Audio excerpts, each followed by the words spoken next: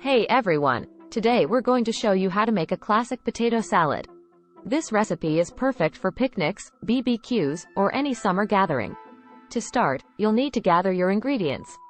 3 pounds of potatoes, 1/2 cup of mayonnaise, 1/4 cup of mustard, 1/4 cup of chopped onions, 1/4 cup of chopped celery, 1/4 cup of chopped pickles, 1 tablespoon of chopped fresh dill, salt and pepper to taste. First, wash and peel the potatoes. Cut them into small cubes and boil them in salted water for about 10 to 15 minutes or until tender. Drain the potatoes and let them cool down. While the potatoes are cooling, chop the onions, celery, pickles, and dill.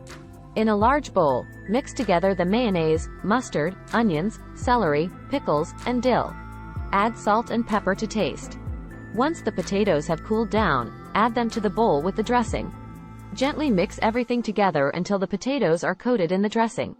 Cover the bowl with plastic wrap and refrigerate for at least 1 hour or until the salad is chilled. And there you have it, a classic potato salad that's sure to be a hit at your next summer gathering. Thanks for watching. See you next video.